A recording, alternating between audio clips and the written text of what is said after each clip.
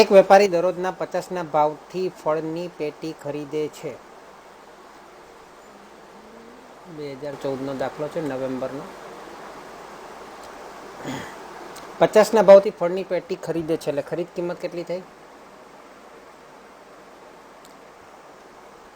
ઘણી વાર આમાં પ્લસ ખર્ચ ઉમેરવા પડે એટલે પડતર થાય. એટલે અહીંયા તો ખરીદ કિંમત 50 રૂપિયા છે. 100ના ભાવે વેચે છે, એટલે વેચાણ કિંમત કેટલી થઈ?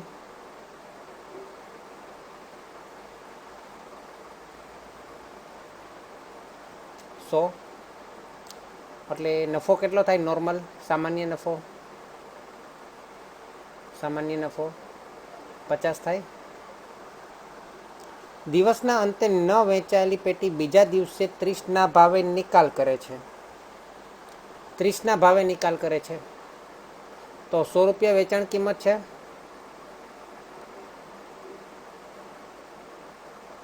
અરે સોરી, વેચાણ કિંમત નહીં, ખરીદ કિંમત લેવાની ને. 50 રૂપિયામાં ખરીદેલું, ખરીદ કિંમત 50 છે.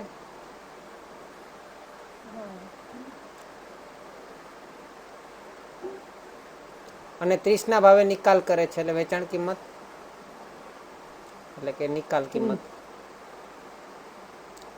30, એટલે ભંગાર કિંમત જ કહેવાય આમ તો આને, ભંગાર કિંમત. એટલે બચે છે 20 રૂપિયાની ખોટ જાય છે.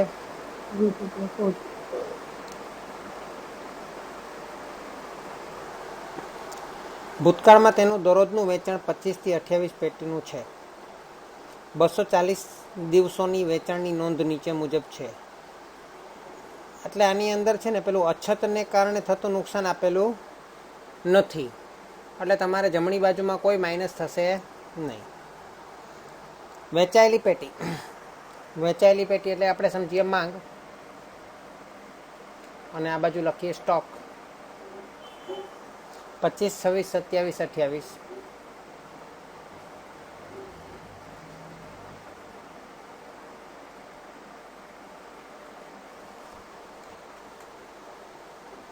સ્ટોક પણ આપણે એ પ્રમાણે રાખીએ 25, 26, 27 અને 28.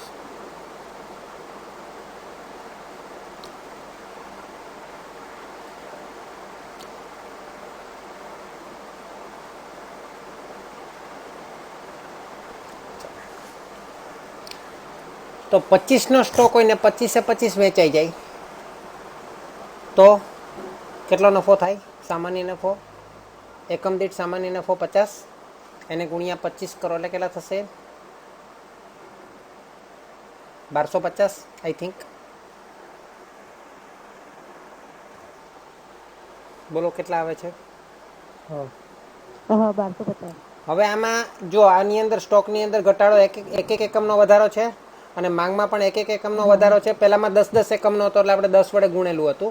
આની અંદર એક એકમનો જ વધારો છે, એટલે કોઈ ગુણવાની જરૂર નહીં પડશે. હવે સામાન્ય નફો 50 છે, પણ તો નુકસાન 20 છે, એટલે કે આમાં 20 રૂપિયા ઘટાડતા જાઓ એટલે તમારું કામ થઈ જશે, હે ને? 1230, 1210 અને 1190. પાછું છેલ્લી લાઈનવાળું ચેક કરી લઈએ કે 28નો સ્ટોક હોય અને 25ની માંગ હોય તો 3 વધારાના પડ્યા રહે. એ 3 વધારાના પડ્યા રહે એ આપણે 30ના ભાવે વેચીએ એટલે 20 રૂપિયાની ખોટ જાય 3 પર, એટલે 60 રૂપિયાની ખોટ જાય. આમ 1250નો ફાયદો તો થયેલો જ છે, એમાંથી 60 રૂપિયાની ખોટ બાદ કરો એટલે નેટ નફો કેટલો થાય? 1190 આવે.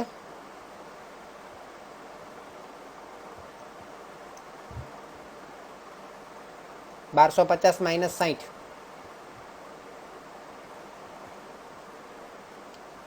હા, એટલે આપણું છેલ્લું ચેક થઈ ગયું, એટલે વચ્ચેના બધા સાચા જ હશે. અને આપણે જમણી બાજુ અહીંયા કોઈ જ અછતને કારણે નુકસાન નથી, એટલે બેઠી લાઈન લખી દઈએ 1250, 1250 અને 1250. કે 25નો સ્ટોક છે, પછી ભલે ને 28ની માંગ હોય કે 27ની માંગ હોય કે 26ની માંગ હોય, અછતને કારણે કોઈ નુકસાન થતું નથી. ચલો હવે 26ને સામે 26 છે તો 50 વડે ગુણો. 26 ગુણ્યા 50 1300. આડી લાઈનમાં 1300 લખી દઉં. પછી 27ની સામે 27 એટલે 1350. અને 28ની સામે 2800 એટલે 1400. હવે નીચે કેટલા ઘટાડવાના છે? 20 ઘટાડવાના છે એટલે 1280, 1260 અને અહીંયા આવશે 1330. સંભાવના હવે નીચે લખવાની છે, પ્રોબેબિલિટી ઓફ એક્સ. બોલો, જે સંભાવના કેટલી આપેલી છે? 24, 48, 96, 72. સંભાવના તો 1 કરતાં મોટી હોય ને. શું આપેલું છે?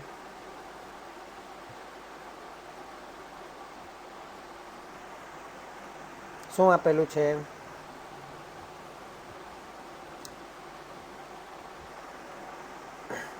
દિવસોની સંખ્યા આપેલી છે. હા. હવે દિવસોની બધી હવે મને એમ કહો કે સંભાવનાનો કુલ સરવાળો કેટલો થવો જોઈએ? 1. હવે આ બધા દિવસોનો કુલ સરવાળો કરો જોઈએ. બધા દિવસોનો કુલ સરવાળો કરો જોઈએ. કેટલા આવે છે? 224. 240 આવે છે.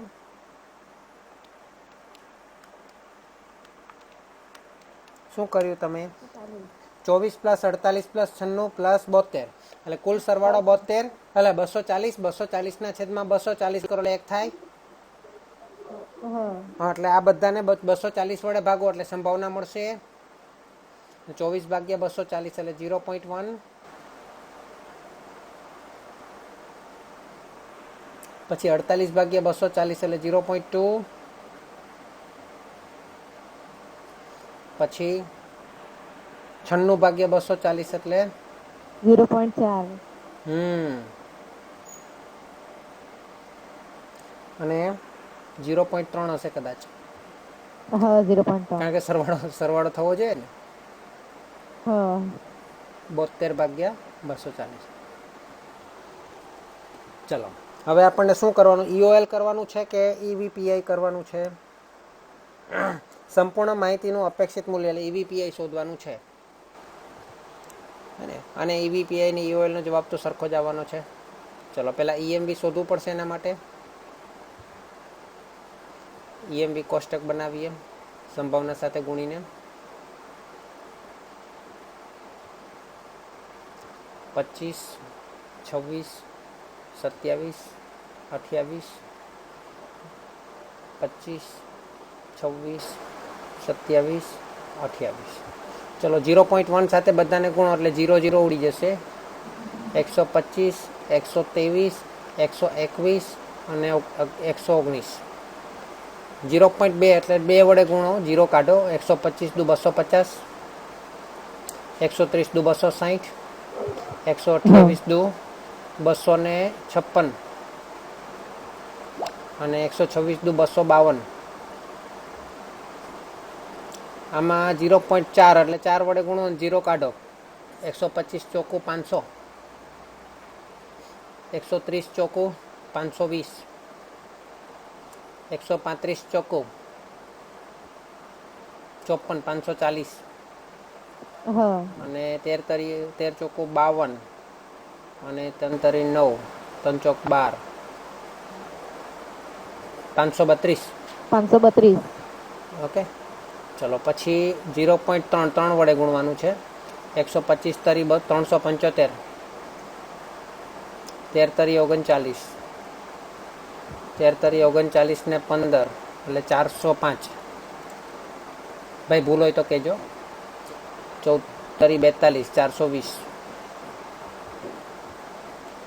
હવે EMB કેટલું છે? સરવાળો કરો એટલે EMB મળશે. ભૂલ હોય તો કહેજો.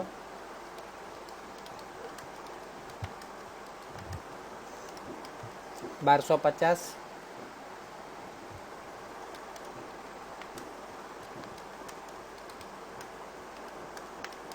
$1293,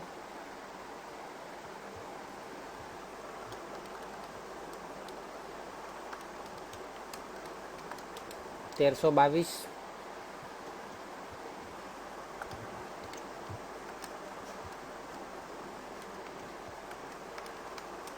$1323.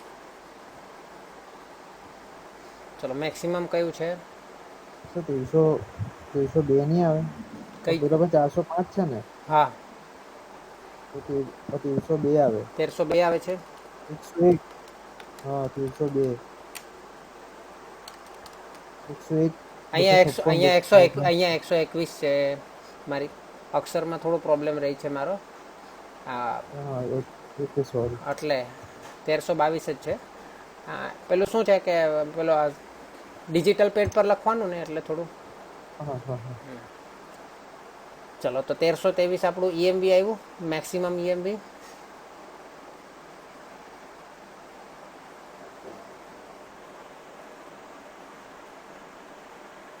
હવે ઈપીપીઆઈ અરે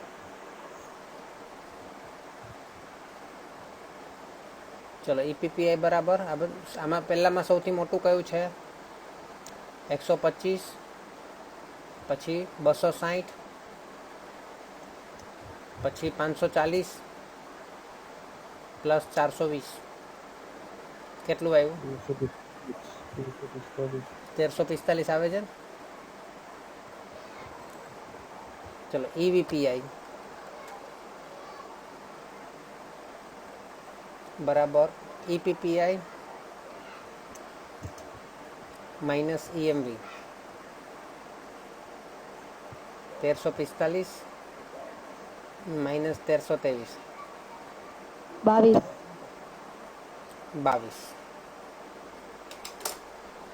સરસ દાખલો હતો